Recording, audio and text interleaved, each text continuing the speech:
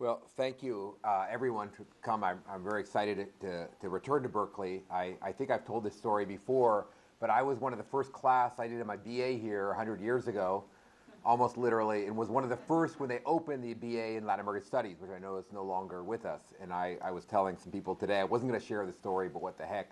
We as good Berkeley students, we protested because we thought we weren't getting enough attention as Latin American Studies students. We don't know what we wanted, but we protested anyway. And David Collier made one of the most brilliant moves, who's a retired professor and distinguished figure in political science. He said, okay, to get you out of my office, you can now go to our speaker series, which was that year in political science. And so about 7 of us went to a high level of very abstract political science. We didn't understand a word of it. It wasn't about, breaking windows and creating revolutions. It was about state theories and such like that. But he silenced us. But anyway, I love to return to Berkeley. I was telling Harley, Davis is now away. I'm very glad to see that there's a lot of exchange in Latin American studies, broadly defined, hemispheric studies, Native American studies. There should be a lot more. We're just up the road. If you want to irritate me, some people from the Bay Area say, oh yeah, Davis is 4 hours up there. We're an hour away. But anyway, I've always been delighted to return, and I want to thank you again for the invitation. This talk is part of a new project. It's a part of a larger project on violence and Shining Path. If you know a little bit what I've done, this is a departure for me because I'm an historian and my previous books have been quite anchored in the 18th and 19th century. In fact, 2 of them have titles. One was on a specific moment in 1746. The other went from 1780 to 1840, and the other was on a rebellion, this massive Tupac Amaru rebellion in the 1780s. So I've changed here, and I've been going through this project on the Shining Path and violence with the support of a graduate student, Renzo Roni, who's here. We've been traveling to Ayacucho and work on this. And it's a project, unlike others, where historians, we tend to go, we're very simple. We go to an archive for a while, come back, and then we write a book. This has been a very different process of visiting Ayacucho, using different facilities, dialogue with different communities. So what I want to do today is I want to give some background of the Shining Path and the human rights. This is something I have a long aversion to assumed knowledge in academic talks. I think it's an absolute waste of time of people if I assume you all know everything. And I know there are people who know more about this than me. There are Peruvians here and others, but please bear with me as a general overview, both of the Shining Path, what we're talking about, but also about human rights, the emergence. And I also want to say this is a beginning project. I have lots of questions. I'm really interested in dialogue and learning more about this. So again, sort of 2 paths, or 2, probably not the best term to use for this lecture, 2 routes. One is background. What was the Shining Path? What was this form of violence? How did the human rights community emerge? And then I want at the end really slow down and ask 2 very deep, or 2 questions about some things they faced and how this fits in broader literature about human rights, activism, and how we understand the past. So quickly, Shining Path chronology was 1980 to 1992, continued afterwards with an absolute base in the region of Ayacucho, which is south central Andes, not that far from Lima, but which is a characteristically or a quite an impoverished area. This is their base. This is where they emerged from out of the university in 1980. And the date is very important because 1980 was a transition from military rule to democracy. Shining Path took great advantage of that, knowing that people would be very slow to want the military to return. So geography is very important. I use this. We see an expansion by the late 80s. They are expanding up the sort of the vertebrae of the Andes into Lima. They have a presence in Puno in the south and other areas, but Ayacucho is very, very much their base. Among their traits, and this is because they are very, I want to stress here over and over again the uniqueness of them, the contrast with if your knowledge base is more focused on Chile or the Southern Cone in general, or on Central America. There's much more contrast with anything from the FMLN to the Sandinistas to MIR or to the Montoneros in a sense. They were hardline Maoists. This is the only Maoist group, that large Maoist group. There was a Maoist insurgency in Mexico, but never had much of a presence. With a very simplified ideology, if you will, and here there are certainly supporters of Shining Path will disagree with me, but the ideology was the system is rotten, we need to destroy everything. And they had lots of ideologies about the need for a blood quota, reformism doesn't work, and this is how they attacked other groups on the left who were willing to participate in elections or didn't believe immediate violence was the only method towards revolution. Their key area was Momanga or Ayacucho. I put that because both their synonyms. Ayacucho was a name created after the Battle of Ayacucho in 1820, so I'll use them both as city and region. They were very strong in the regional university there, particularly in the education program. And this has a particular brilliance because as a, quote unquote, provincial university education program meant that these students, often first generation education students, getting their what to here would be a teaching certificate, their degree, were sent out to rural areas where these were often, usually, bilingual Quechua Spanish students, young parents or at least grandparents had been campesino, indígena, Quechua speaking people. They were sent to these jobs out in the countryside, which were considered the worst jobs, tough because they would have to come in the city to get their paycheck. They're out there, but they have an incredible amount of autonomy. And this is true in any rural area. I think we could similarly in Oaxaca, Nicaragua, southern Chile, Brazil, with great differences. One of the points you can make is in a rural area where the state has very little presence, el maestro y la maestra has just a great deal of power influence. Often the cultural broker with the state, the person who can write a letter, often the person maybe intervening in domestic affairs. And what Shining Path did is sent some of their best young people out there and say, recruit.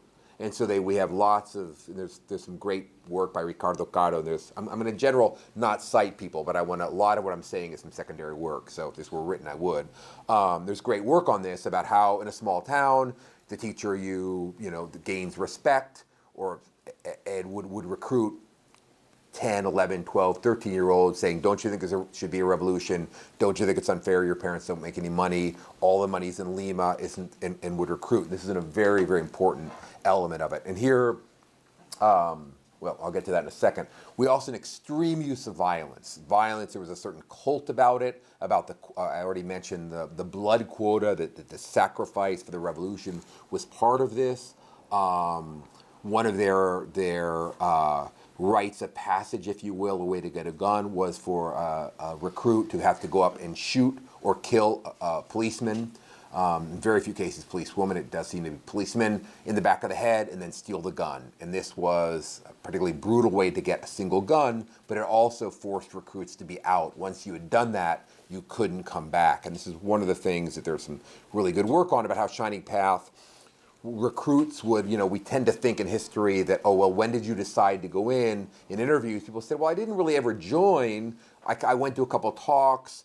I went to the clases populares and the doctrine talks, but suddenly I was involved in an act and there was no way going back. You couldn't go back, and if the police said, we saw you doing pintas for Sendero or throwing a Molotov cocktail, let alone killing a policeman, you're in. So we'll talk more about their use of violence, but a very, very brutal form of violence, which contrasts a lot with 1960 guerrillas, which you can debate about Che and the validity of violence, but it's a very different technique. Killing civilians, killing anyone, not believing they had the right to kill anyone who wasn't with them, including labor activists, and I'll give you some examples of this.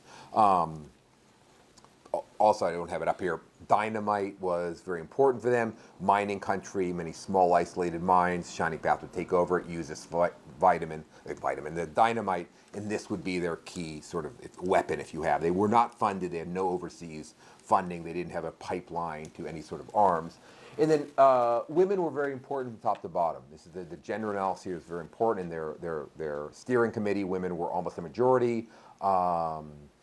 We'll talk about their leader, certainly was a male, but women are very represented and included in the part about teachers and such. So these are just some of the aspects to build up this about the emergence Shining Path in the human rights community. Guzman, their absolute leader is Alberto Guzman. This is one of my favorite posters. Their imagery is great. Now it's going through great imagery. This is Guzman in his 20s.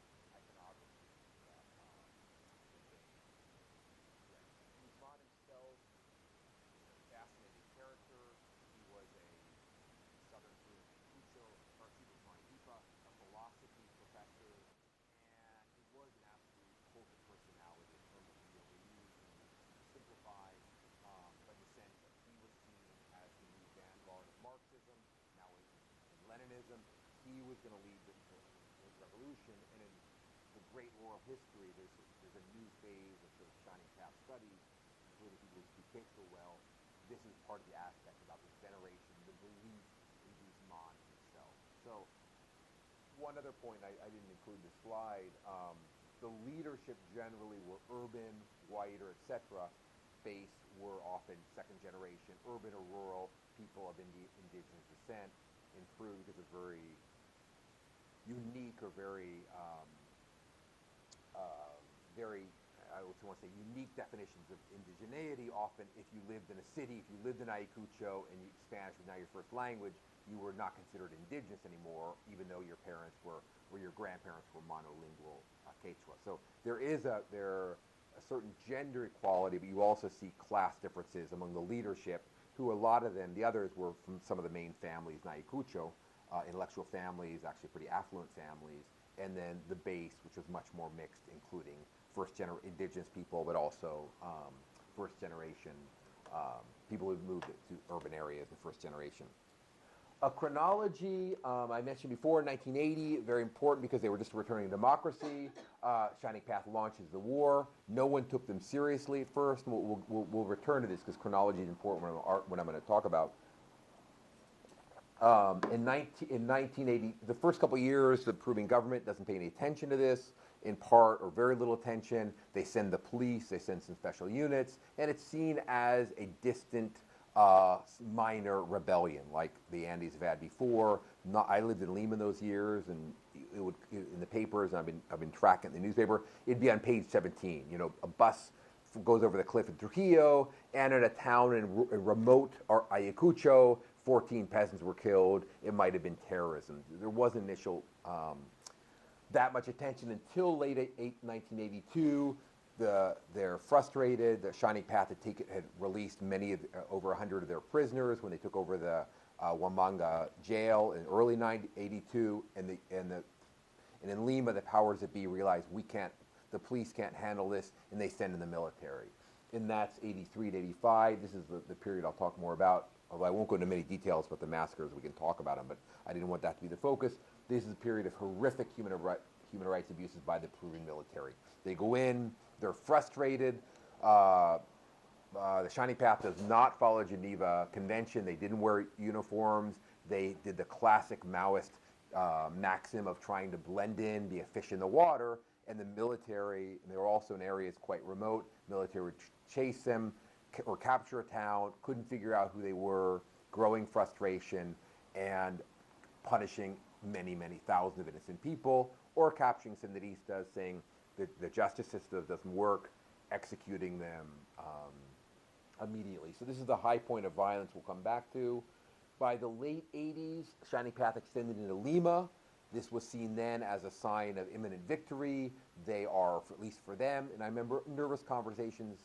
I was actually living in Cusco those years of, could these people really kind of take over? Could they win? It was sort of one of this paranoid conversation. And now looking back, they actually brutally overextended themselves and led to their defeat, their virtual defeat, or their almost real defeat in September 1992, when Abimel Guzman, Gonzalo, was captured in Lima. So this is, after that, there are still remnants, but they were mostly located in the jungle or the Seca de Celda area of Ayacucho towards the east. And at this point, I'll come back to this, there was a belief that 25,000 people was dead. And I'm teaching actually Shining Path in my kind of large upper division class in human rights, and I was stressing this on Thursday and then yesterday that I remember like talking about this or giving community lectures in human rights, saying there were about 25,000 people dead in the conflict. That's what we believed in the early 90s. So what you have in Peru is that the creation, 8 years at when Peru, so we go from, I should have added this chronology, captured in 1892. Peru is then governed by the completely iconoclastic, unique Alberto Fujimori, the only someone of Japanese descent president outside of Japan, is one of the little factoids about him. But he was the outside candidate in the 1990 elections, played on his ethnicity, being a Japanese Peruvian, and increasingly became an autocrat, or if not a downright dictator in the 1990s. How people feel about him is still divides Peru, although finally now we see the waning. He's in jail for corruption. We see the waning of his growth. His daughter almost became president twice, but she is now also has her own corruption scandals and is also in trouble. So there was a true transition democracy in 2000, and one of the first things they did, President Paniagua, transitional president, called for a truth commission. And one of this, it's an astonishing accomplishment. I'll save the stars. This is sort of, we were just talking with someone about positionality. I'm a fan of the Peruvian Truth Commission. I did an extraordinary job. They handed in a 10-volume study that in some ways, ironically, was so critical that it irritated everyone and nobody likes the Truth Commission. Because one of the things they said is, the Shining Path did this percent of violence, the military did this, the police are this.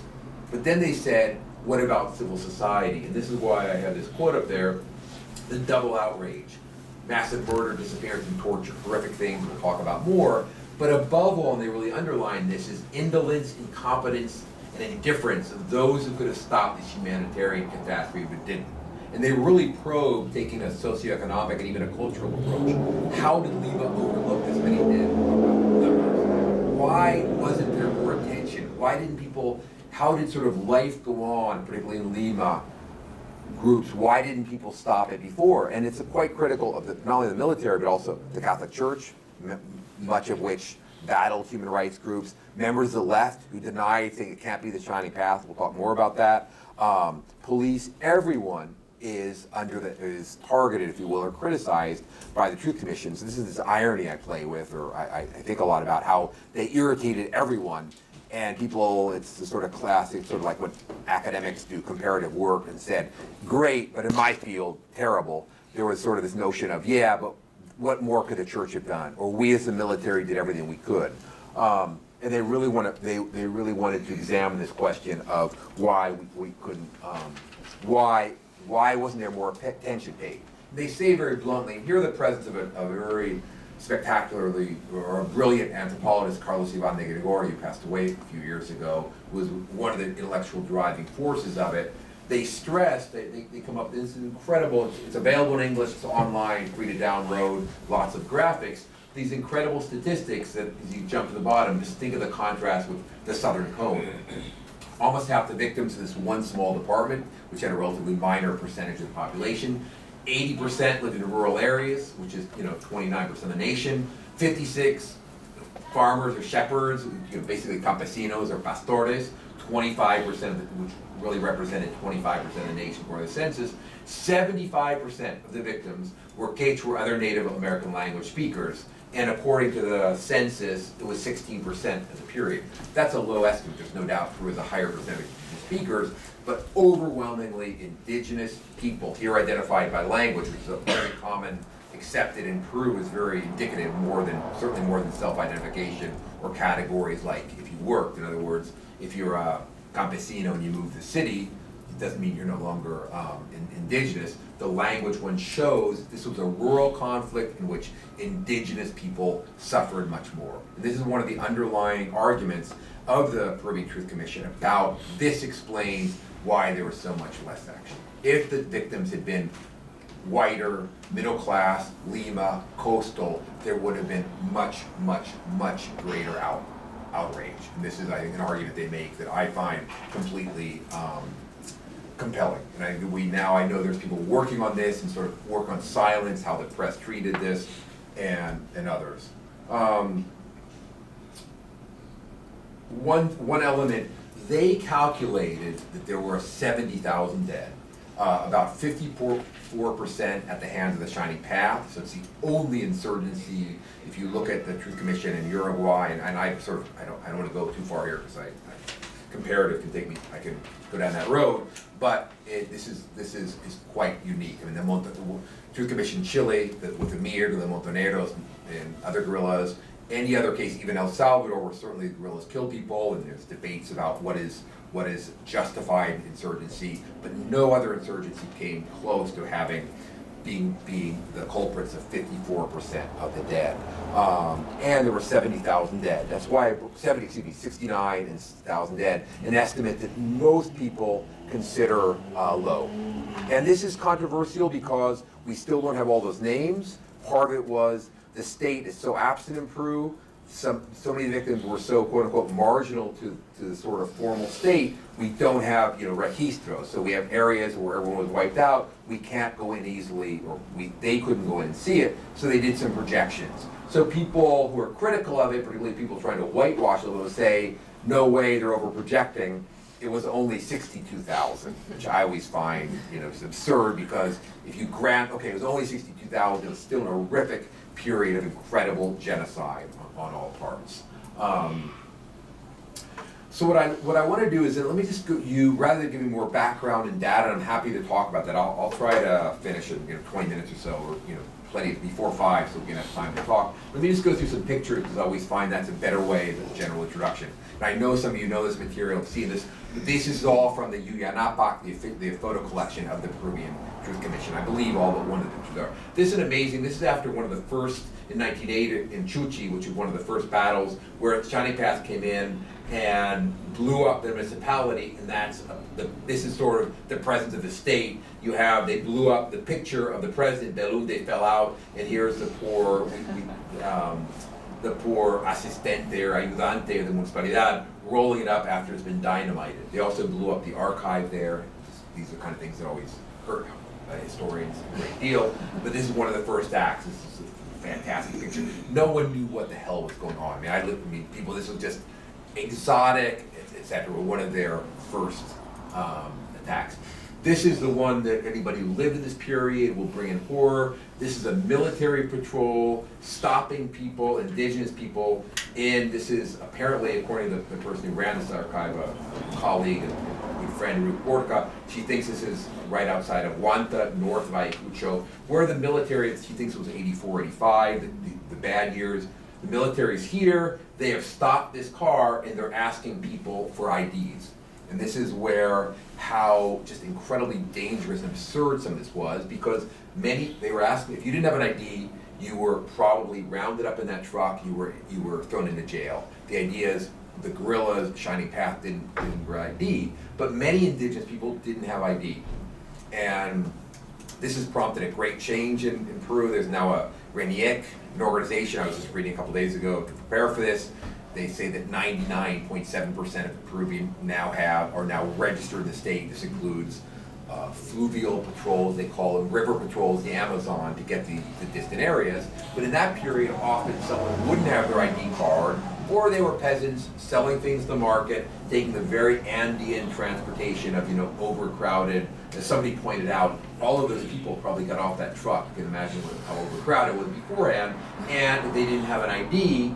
And one of the things that I remember Carlos or someone else talking about this photo, one of the things they had learned probably at the School of the Americas is see if the people have calluses. This is one way when they would to see if you're a guerrilla and you fought with war. Well, if you know anything, peasants have calluses. They work the fields, etc. And so this is, these are the wretched. This is the sort of photo that strikes fear, because if you were taken into that truck, who knows what could have been happening. We're talking, I'm not going to go much into the sort of nature of the violence. We're talking about rape, disappearances, false imprisonments, etc. Because it wasn't very clear who was a member of the Shining Path and who wasn't. This is, I added this because I wanted to talk a little about urban. I feel this is one of the martyrs of the violence of Maria Elena Moyano, who was an Afro-Peruvian activist in Villa El Salvador, which had been a sort of activist center in the Lima in the 1980s. The district itself is now crime, is a real gang problem, is a real crime problem.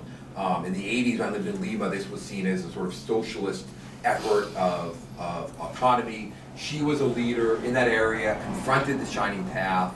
They continually threatened her. She wouldn't leave. Of course, the horror of the true story, she was about to get a passport. She worked with feminist organizations, and she was about to leave apparently for Belgium or Holland, I believe.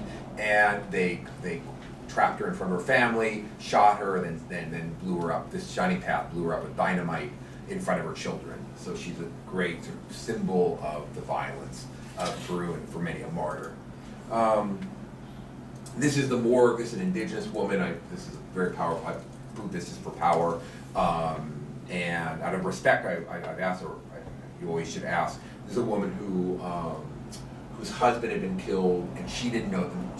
She identified her husband. It was never clear if Shining Path or the military had done this deed. So this is sort of background where I can now move in a little bit to the arguments I want to make. So the human rights community, the first argument I want to make, and I really build from a colleague, Ivani de Hossa, but others who say, you can't start this with the 1980. You need to step back a few years. Historians always say this. I mean, every project we say, oh no, if you're doing, Havana, then you got to go 20 years earlier, and you go back to Adam and Eve or something like this. But this is really politically true, because a lot of the studies sort of naively said, well, 1980, democracy, peaceful. Peru was actually, I'm not going to go into all the details of it, but had a sort of classical right-wing military in the end of the 70s. Before that, had this very kind of classic, unique Velasco Alvarado. He had been pushed out of power in 75. Morales Bermudez was more of a classic guerrilla or thug-like right-wing military imposed. Was beginning the neoliberal projects, was beginning to break unions, things like that, in mass national resistance. The July 1977 was a national strike that shocked people. In much of the modern left, the parties date from this, and this is really a lot. The roots of the human rights groups date here, because they had two sort of key elements. One is the Catholic Church.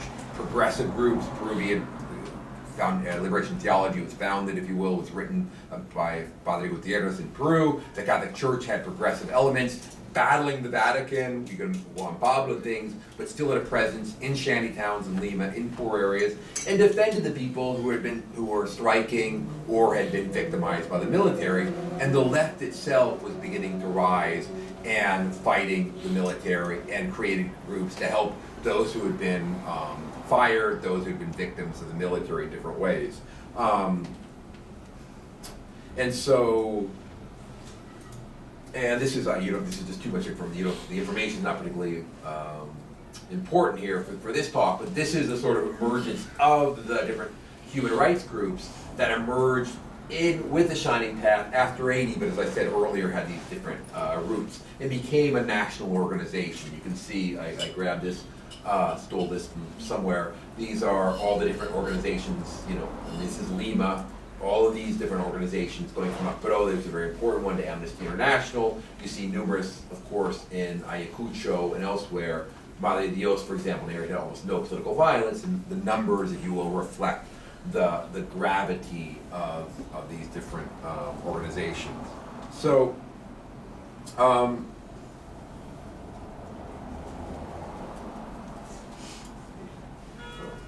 do I go back? Okay, we'll leave it there. So,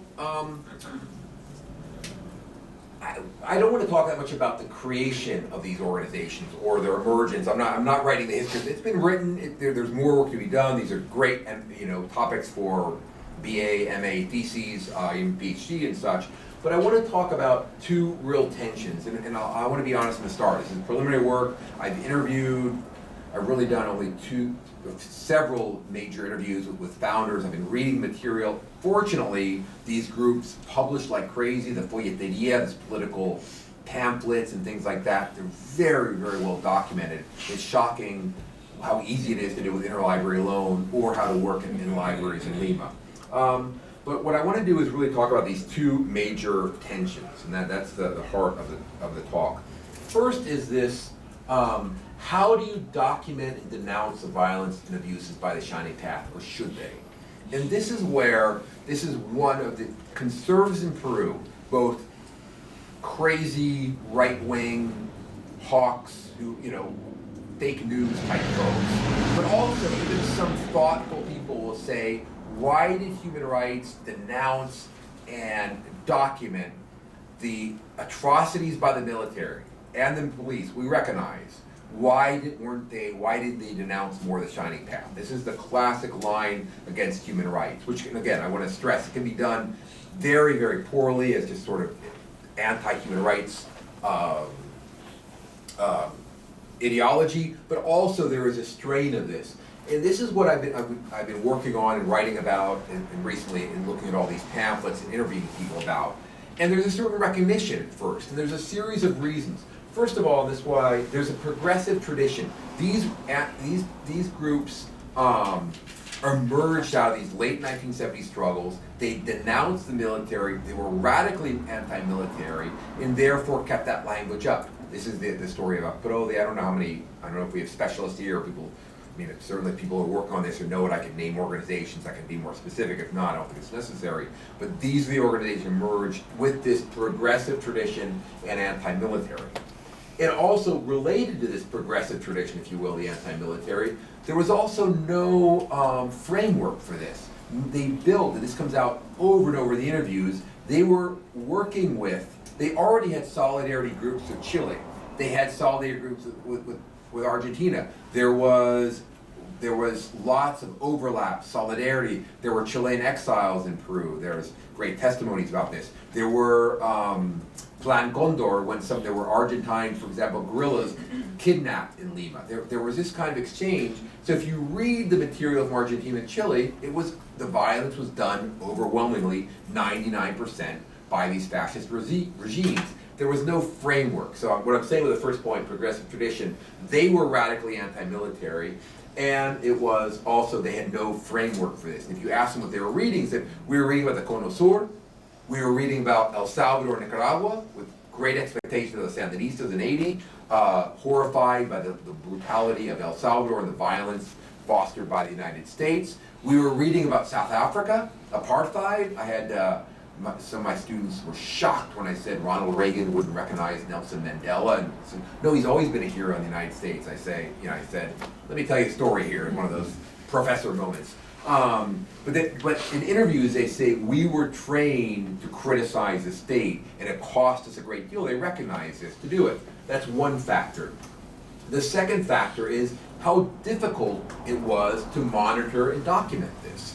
These groups, this is one of the challenges at this. One thing you can, I mean, just thinking it simple, if you want to compare it to Argentina, the Madre La Plaza, if you look at where most of those cases were, Buenos Aires, Bahia Blanca, I didn't write, major cities, urban, people who have access to the press, who are literate, et cetera, the victims in Ayacucho from both sides, that killed by the military, killed by the Shining Path, et cetera, were generally, much of the violence was done in the countryside, hours outside of Ayacucho. From Lima, it was very hard to document. Of course, that's why I put the map in there. There were groups in the countryside who did this. They faced, this is something I haven't probably insufficiently covered here, they faced incredible violence by the military. There were lots, I should have actually listed, martyrs of human rights movement, killed by the military, but also by Shining Path.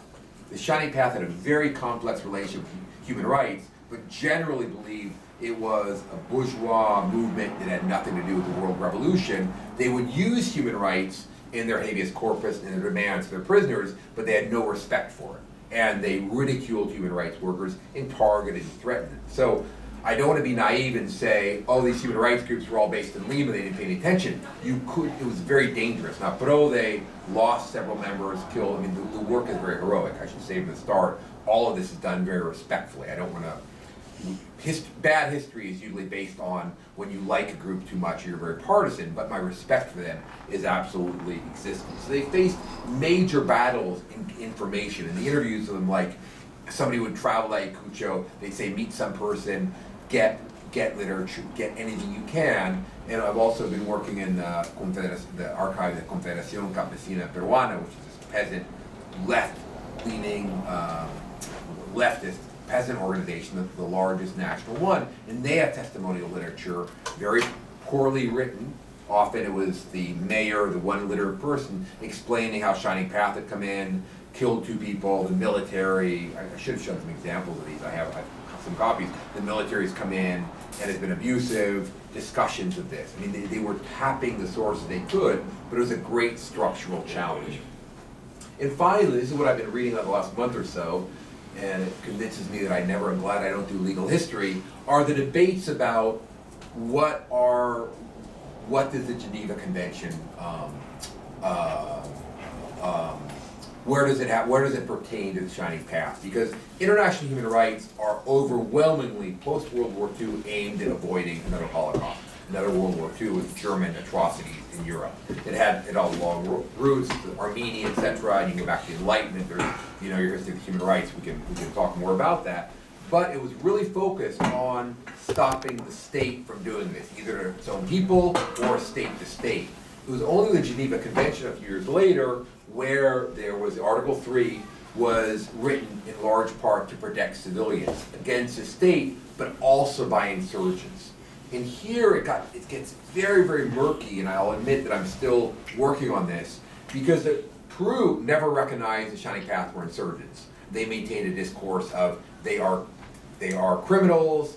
I mean, the first there was all the crazy conspiracy theorists. These are Cubans, and the Shining Path. Just to give you an example, give you a little data. The Shining Path put a bomb in the Cuban consulate in Lima because Fidel Castro had sold out the United States. Just the only time I think ever anyone's accused Fidel Castro of having sold out the United States. But these debates in the Geneva Convention are based on an insurgent group must respect civilians. And this is where human rights groups have gone after the Shining Path for their massacres, for what they did. They go to town, they would do juicio popular, bring in someone who was accused of rape, of abusing, of being, stealing people's money, and often with certain support, punish him or her, often quite brutally. Head bashing with rocks is very common. And people like Ponciano del Pino, Renzo Roni, who's here with us, and others who are doing very fine microhistories, were seeing an initial support perhaps for Shining Path, but once the authoritarianism took over a local town, or they tried to impose, growing peasant resistance. This is another side of the story. But it's this where the human rights people said, we were scrambling, we didn't know the legal codes, how do we accuse them of it? And a lot of people said, and it's complex, if the guerrillas, if you say the FMLN is okay in El Salvador, why is it bad in the Shining Path? And the top lawyers, Gloria Cano, who's a lawyer for Aprode, who I interviewed a year ago, she said, we knew from the start, but we were facing so much opposition from the left, but also from the military, we couldn't clarify enough. We have the right, that no guerrilla has the right to go in and murder civilians. So this is the one question I'm working with, that over time how this changed. And over time it certainly did. By the second half of the 80s, human rights groups were increasingly critical of the Shining Path. They had been victims of it, they had a broader knowledge, and this ends up in what we see in the CVR, the Peruvian Truth Commission, a recognition, this shocking critique of the Shining Path. And one of the incredible ironies here is, if you talk to conservatives in Peru, and I include a couple of my wife's cousins and brother-in-laws, they all say, oh, the CVR, the Informe Final, Truth Commission, all rojos. They're all red, it's commies, they cover it. If you looked at it, it is the most severe, convincing indictment of the Shining Path you will ever see. No, it's son caviares, they're rojos, and they covered it up. And it's this very sort of shocking inattention to what they actually say. But this change, I want to stress, this changed over time, and now, going back, I think people are starting to see this as a model for how to bring this critique in. One of the changes over time is, this is these very sort of cold, I sometimes don't like to do these because reducing violence statistics continues at a high price, but I talk about the incredible, this is 82, 83, the military steps in, and this is when 4,000 or 5,000 dead per year. And this is when you see the change and a growing critique. The other tension, I'll stop in about 5 minutes then, that I've been exploring is the heart of the human rights movement were these leftist organizations, progressive Catholics, who debated about how far to take their critique. We know, and they debated how far we should take human rights. I don't know how many, one of the debates in human rights is negative versus positive rights. And in the United States, we tend to negative are what the state can't do to you. Those are all accepted, everyone from most people, except our president, maybe. That is, the state doesn't have the right to arrest you. The state shouldn't have this. This is the basic human right of protection and not having the state do violence and grant you basic right. Positive human rights, much more questioned in the United States than Europe, let's say, are those that you have the right to shelter, the right to education, the right to speak your own language, religion, freedom. These are controversial, but have increasingly expanded in the realm of human rights. The United States has been a very strict or anti-social democratic tendencies. Something when I teach this, I bring up Sanders, and this is going to be a debate we're going to have the next 6 months or whatever the time, 6 months, over and over. But right now, and I bring up Sam Moyn's book. This is sort of the key to this. Now I only read it carefully about a month ago. One of the debates in the human rights communities, and Moyn is certainly the leading of this, is the human rights has gone astray. This narrow focus on state violence, maybe that violence of insurgents, right now in today's world makes very little sense. Why? Because so much of the violence is not coming from state. We have parastate, we have corporations with amazing power, we have global security systems, etc. And I don't want to go into this, I hope everyone knows what I'm speaking about. With so much power, we have to worry about that. And in a moment of just grotesque global inequality, this moment that we're all living right now, I don't think I have to explain this to anyone, where the rich have gotten so much richer under neoliberalism, the poor have gotten poorer or certainly have not kept up. Has human rights lost the track by just looking at the protection of civilians? And the amazing thing is, this was an absolute debate in Peru in the key years of 80, 81, 82, 83, 84. As I've done these interviews, I've gone back and read this Folleteria. This was much debated. For the left, from the start, they said, we need to talk about systematic injustice. It's not just saying we have to denounce 14 peasants killed by the Shiney path, or 37 students imprisoned by the military, beaten, raped, etc. We need to keep the pressure on systematic injustice, on capitalism, etc. And this is a debate they had. What you have, though, is by the mid-'80s, a real focus on negative human rights, if you will, or protecting civilians from the violence of the state and the Shiney path, and protecting prisoners and others. And I think this was a debate you had in Peru. This is, in a sense, what Moyn is calling for a debate. I think this perspective won out, and these are my hypotheses. I need to follow up with interviews about this, is many of the organizations said, yeah, I mean, we have meeting hour, and I know one interview with an APRODE leader said we would have discussions, and we'd say, well, we need to be critical of the neoliberal model. We need to talk about injustice. We need to talk about labor rules, and people would say, we have 37 prisoners who we know the military has in Los Cabitos. If we don't get the press release out tonight, they could be killed. I.e., there's an urgency here. Let's worry about the broader structural issues later. And we were talking with a Chilean colleague who's here today, a distinguished historian, about this, how when is there a good moment to confront inequality? If the economy is doing well, you don't want to mess up the economy. If the economy is doing bad, you want to wait. But this is one of the arguments of human rights, very complex, and I don't want to simplify this, saying more modern conservatives said, don't forget about structural. It was actually a much richer discussion than that. But one is, we said we need to appeal to the center, we need to appeal to basic human dignity, saying, don't let's let these innocent people out of jail. Let's fight for rights for the women not to be raped. The percentage of Sandinista prisoners who were raped is just astonishing. Sexual violence has not been dealt with nearly enough in the literature. The second level is the depth of the violence, the horrors of it. All of the human rights people said, we were seen as pessimists. We were like, it's so bad out there in Lima meetings, or even in Ayacucho cities. It's terrible. There's been a massacre with 22 people killed. They would learn later it wasn't 22, it was 84. In other words, they kept saying just the brutality of this. And here I go back to the 25,000 versus 70,000 people. We had so much to do. Terrible resource. Again, these are human rights organizations that are facing threats to the right. They're poorly funded. They were understaffed. They're working on volunteers. They're often people in a political party work at night. We needed to work on the violence itself.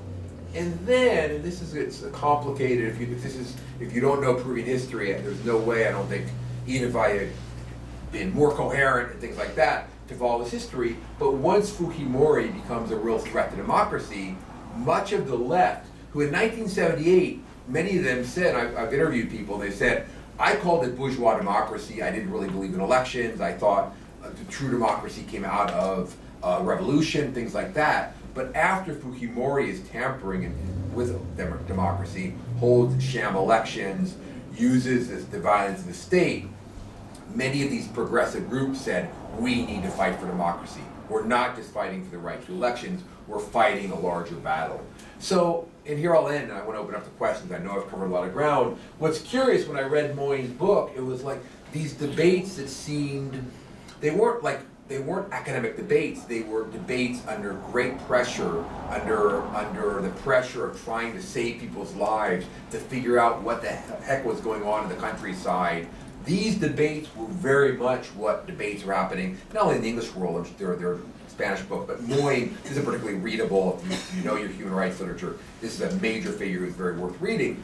He is calling, saying, we got to give up this narrow, we need to fight structural inequalities, we need to think about, you know, the socio-political, cultural cost of neoliberalism. Curiously, these debates that Peruvians now look back about, you know, what were we debating about, we're way ahead of this, about the limitations of human rights. So I know I've covered a lot of ground, I promised some time for questions, so I'm going to stop there, and I'm willing to, you know, question about all of this different material. So thank you so much.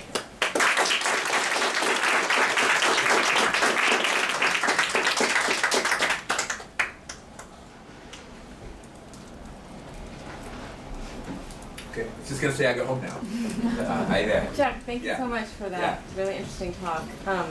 And I wanted to ask about this last piece that you were talking about and your arguments about human rights. And I guess I've always been attached to the idea that Latin Americans do human rights differently than than others do, and I follow some of the critiques of human rights that have come out, a lot of them out of this university, where there's not a very clear distinction between human rights and humanitarianism. Right. So that it's human rights from the first world to the third world, from the global north to the global south, and all of the power dynamics that one can see in that. But when people do what some people call like grassroots human rights or politicized human rights, as we see in so many different countries, something about these debates almost seems to fall away and become irrelevant. And in a way, this is sort of my question, which is, to what extent is human rights a kind of language of contention that people are adopting in moments of crisis? They're trying to get support for their cause, they're trying to publicize their cause, and they just need this language, and they may be talking about something that's not exactly about a right, like gaining a right. It may be a kind of right that no one actually recognizes legally, but we can sort of empathize with. I'm thinking of someone like Berta Cáceres. Some people say she's a human rights advocate, you know, but she's all these other things too. An environmentalist and an indigenous rights person, et cetera, et cetera. So I guess I'm not really sure where my question is here, but I like that you're bringing this debate into Peruvian human rights organizations who are really focusing on this. How much do they need to be in dialogue with Moyne? Right. Well, first of all, the last thing in the world I want to do is go preach to Peruvians who are like doing heroic work, you know, and say, you all need to read this. You and I still know that well. Yeah, it does. I know that's something you're getting at. No, I think, part of what I'm saying is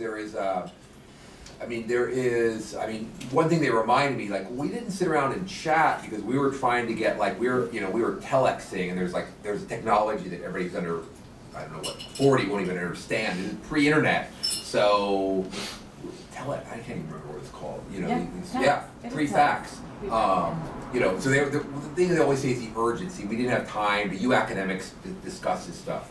But yeah, one thing is a lot of these organizations said, aprovechamos. I mean, we took advantage of this. It's sort of olia, kind of bourgeois human rights, but we thought about it like a lot of, this was initial like citizenship.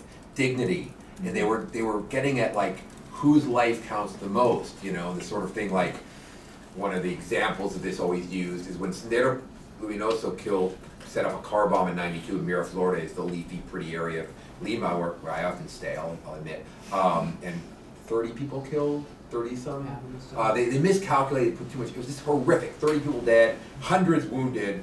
That's when the country, stopped, strike. And again, it's great. It should have, but if people said if that car bomb had been out in a small town, we wouldn't have known about it. And people wouldn't have cared if their last names were Quispe and not, Alvarez, Rodriguez. I'm simplifying here.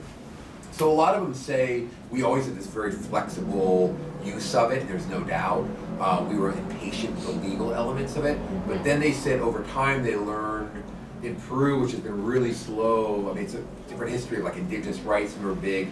There were citizenship, and respect issues here that they get at. So, then they say we had our legal team because I've just been reading this last month, and of course, it was that sort of pre-lecture, like somebody's going to ask me what's the difference between international human rights law and international humanitarian law. Humanitarian law is the one that works here. That's the Geneva Convention. So, yeah. Thank you. Really fabulous talk, and I think I'm sort of echoing some of what Estella's just asking about, but maybe a different side of it, or possibly a different trajectory. One of the things that Moyne wants to do in a very intense way is argue that northern and or western hemisphere human rights discourse is generated from the Carter administration on as a replacement for socialism. Yeah. And it strikes me in really interesting and powerful ways that, and he thinks of it as obviously an anti-Washington argument, but that forces him to have to ignore situations like the history that you're retelling here, where it's far more complex, and actually the quite ideological opposition he seems to need between so-called bourgeois democracy, which one might just call various forms of democracy that all need to be extended and interconnected, the economic to the formal. For him, always just becomes not enough. Right. And not enough then becomes, I don't really care about it, and no one else who isn't bourgeois in the West or the North really cares about it. And it seems to me that what you're doing is such a powerful, on the ground, literally, refutation of that. So I really appreciate that. And then just one pregunta sobre China. Yeah. I was very interested and surprised that your evidence shows no support from anywhere for Sendero. Right. I remember during, the height, that right at the moment where they're making those statements about Fidel, about Cuba, those statements were also being made in Beijing. And constant denunciation of not only Fidel, but also the whole Latin American, mildly to strongly pro-Soviet left under dictatorship conditions in Chile, in Uruguay, in Argentina, in Brazil, all those years. And so I'm very interested. Is there just no support from China itself? What I understand, let me go that, and then the larger question is China was just transitioning. They were becoming the China we know today, and I don't want to even go near how you define, whatever it is, the Cultural Revolution was they wanted it in the the rear view mirror. I was looking at that car. I don't know why I think of that metaphor. And it very minimal. I mean, Guzman and others leaders had visited during the Cultural Revolution. They were fascinated. They were treated well. There's a book out, the Global Maoism. It's been that I finally got through. That it's a little bit cynical, a little bit. It's very, very critical of Maoism, which it should be, and how Mao is much more venerated than B. But there's some very good people in Peru working on this minimally. In fact, Guzman and they were sort of angry, and they say, people say how good our timing was. Well, if Mao had stuck it out and the Cultural Revolution worked, we would have had a pipeline. So China wanted nothing to do with them. Often people, one of the most famous pictures of the Truth Commission, it's this great picture. I didn't put it up because they strung up a dog in the streets in Lima in the 1980s. And Peruvians love dogs, and I remember living there. It's a great picture because it's like 1980, and there's a skinny cop, there's a guy with this like jacket with lapels that go out to here and stuff. And it was just the most foreign language because nobody in Peru, except for the Maoist groups, knew anything about the Cultural Revolution. So I would stick with that. But I agree with Moyne. I always get this in his other critiques. I mean, again, I'm working on human rights now, so I'm reading this. It's a narrow, and I've heard him speak. I don't know him at all. and I love his critical approach and things, but it always sort of strikes me as dismissive of other groups. Even the Madre de la Plaza. Right. I think this was my first incentive. Like, I think there's a history there that you've got it. It's not just it didn't happen there. It did happen there. We need to take these experiences seriously. I think Argentina is also one. Emilio Crenzel's work on Nunca Más is just so fascinating. And pointing out, and it's hard. We need distance because you can say contradictions and such. These people were saving their lives. They were threatened. I want to be respectful here, but I agree with you. There's always a sort of dismissive. So in the end, it ends up being the West, and the West, or whatever the North Atlantic or whatever you want to call it, will fix neoliberalism that the state we're in. I think it's a little bit more complicated than that. So, yes. I'm just curious if there was a moment at the beginning when the potential for violence wasn't yet apparent, that there was less sympathy? Yeah. Or, Yeah, that's a great question. In fact, I realized in my points, I jumped at. Much of the left didn't believe it. There was a dismissal of, there was no way, with Shining Path, I cut some of my sort of background, but was within the sort of alphabet soup of the Peruvian left, all these different parties, they were the most extreme Maoists, in the sense that's doctrinaire and rigid. The left itself said they're number 15, they're never going to make it. So there was also belief. You could find leftist politicians who I actually respect who said this is the CIA, this is justifying it and things like that. It was hard to believe. And in fairness, I lived in Lima those years, and I'd love to say, I was a UC Berkeley exchange student for a year in Peru in 1979, 80, a long time ago. I'd love to say, well, it's funny, I walked on the streets and I said, this could get really violent. I had no idea, and I remember, again, reading it page 17 and saying, and I went to Ayacucho in June, and just as it was starting. So there was a lot of dismissal. This is a very sensitive history, and I didn't avoid it, but I wanted to look at it more, what much of the left did initially. But again, it was, if you were doing quick journalism, and if you had been paying attention to the world since 73, since 9/11 Chile, it was the military, with the CIA and this. So that was the first reaction. So that's a great question. Yeah. Thanks for the great talk. I'm interested in asking how this Shining Path period might fit into a broader Latin American or global Cold War.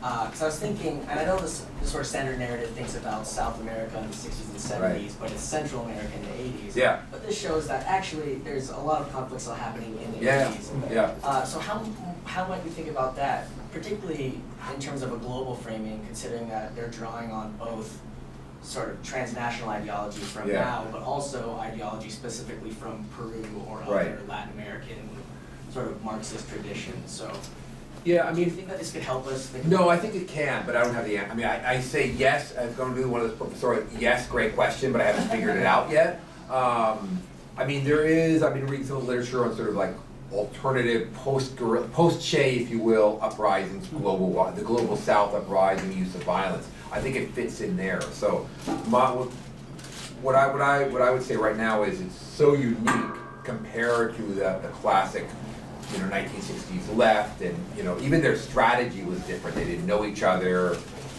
things like that. But I haven't figured out where it fits in well. I know there's some really good comparisons.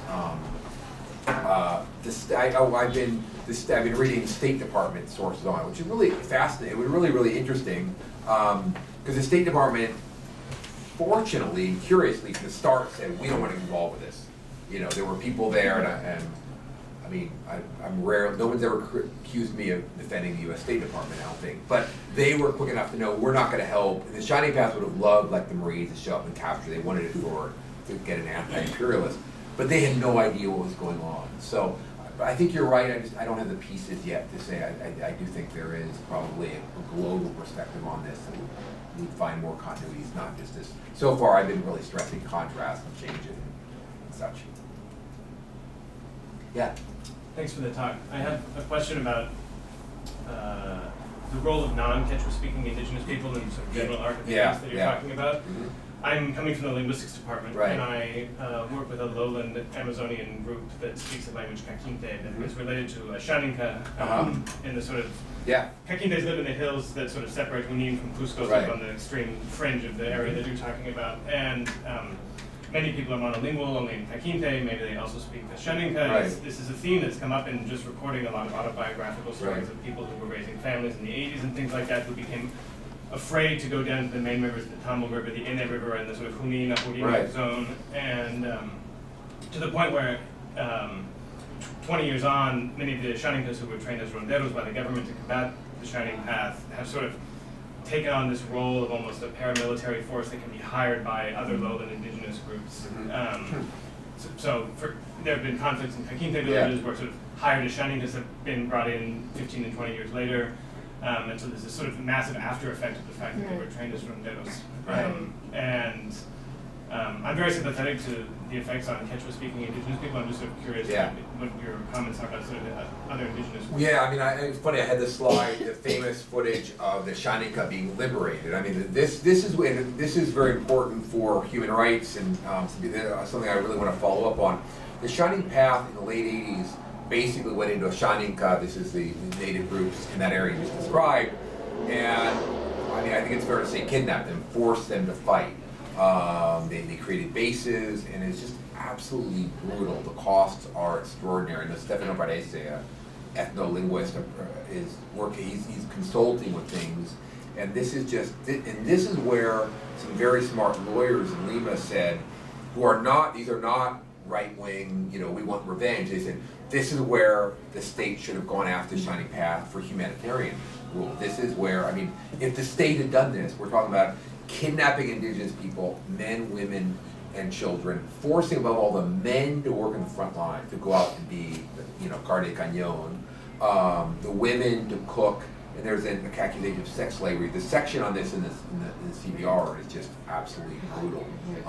That's the most known case. What we don't know nearly enough about is Shining Path recruited and had a presence in the area. We were just talking about this geographically with Renzo and some other people. In the areas that are again, this is, if I brought the map, the Seca de Selva, you go to the Andes, you head east, and this is this beautiful Piedemonte, one way to look at it, area where we know okay, got you. It's not even a topographic map, but the area from the shaded area in those areas we need to know lots more about, is all I can say. So I think the biggest obvious case, I mean, if I were to bring that up, or, I would bring up that slide, and this is a case where, and the legal people that I've been talking to or sort of reading about, said they should have been prosecuted for crimes against humanity. If this had been the state, we would have done this. But the micro histories of what happened in these areas, I happened to do an interview. Does anybody know who Lurkio Gavilan is? He wrote this incredible memoir. He was joined Senderos, a monolingual Quechua speaker, then was captured by the military, saved at the last minute, then almost joined the military, then became a Franciscan priest, and became an anthropologist. His memoirs, if you're not intrigued now, you've got to read this. They're in English. He had a friend that I interviewed in Ayacucho a year ago, who's from the jungle area. They spoke Quechua and 2 indigenous languages. I'm embarrassed to admit I don't remember. We just finally had the interviews transcribed, and he talked about that area. That area has been hit really hard by narcotráfico, so it's very complex. So I guess the answer is Shaninka. There's a big issue of the kidnapping of the tens of thousands. The numbers are horrific, but then the other areas, what this has done, the language displacement, and there are so many moving parts over the last 30 years. There's some good work being done. Maybe one more question. Sure. You can do it. Your question was so good, you get a bonus question. So, to what extent is so it's really exciting for me to see that you're doing this archival work in the Human Rights Archive, Right. and I know that among sort of more literary-minded scholars in Peru, they've done a lot of work on the literature of violence, but sometimes they're they're like, we've just talked about this so much, we're moving on to something else. Right. But this is a moment also of transitional justice, right? There have been very important cases that are happening. So how does that court-based process of reckoning with the past intersect with questions about human rights? Do they converge? Are there discrepancies? Yeah. Does the human rights movement just always support those cases, or are there debates that arise around? Yeah, let me, I don't know if I'm gonna answer this directly. My first response, I hope I'm not missing it. Whenever I speak to Enrique Cortés, there's a bunch of people who work on the literature. I mean, the novels on it are still pretty bad, and so we don't. When I have a student in Davis, like, sorry, I can be blunt. It's not But my the field. short stories are good. There's great short stories. There's great testimonial literature, and I'll brag. Michael Lassar and I have just finished the translation of José Carlos Huerta de los Rendidos. Okay. It'll be out in English in Duke University Press. January 2021, sign up here, buy it, excuse me for the ad. What I think, there's sources out there. I mean, there's obviously oral history and things like that, but just give you an archival source. I don't know if this answers your question at all. We happen, through another friend who I mentioned, Ruth Orca, in Ayacucho, in the archive are all of the juicios from 80 to 84 for children if you were a minor. Mm-hmm. So it's this miraculous thing. You got picked up, they went in the court system, they actually protected menor de edad, and these criminal trials are there, and it's just sort of otherworldly. So they were arrested for being senderistas, often for doing a pinta or being found with a Molotov cocktail, which is pretty, sometimes rounded up, there'd be a thing. The language there's so much rich material there, not just the way I'm doing it, like who is senderista, what towns were there, that sort of classic detective work. There's lots to be done there. I still think that the Truth Commission critique of Lima centrism, a sort of laziness, is really still there when I hear talks in Lima. People say, bueno, es imposible, no se puede. It's like, there's archive work, and so there's, I mentioned, Ponce Alpino, Renzo, there's Olinda, there's a bunch of people doing really, really good work, and we need more. There's also, the other point is, we did a big Shining Path. There's just a great interest in this topic now, because we're at that typical, when you put up a date, if you're seeing the 20-year-old students, we're at the point now where they were born way after Guzman was arrested. So the assumption, you all know about the Shining Path. I can give this talk with really smart 20-year-olds. They're like, what were the car bombs and stuff that I lived, which is things like that. So there's a great deal of interest in Peru. 10 years ago, when I first started studying about the project, one thing is nobody wants to deal with Peru. The last thing I want to do is be the gringo coming, knock on your door. You don't want to talk about this, but let's do it. Now there's a great fascination. So I think I went all over the place, but it's the end of a talk. So I'm allowed. Well, please join me in thank you. Professor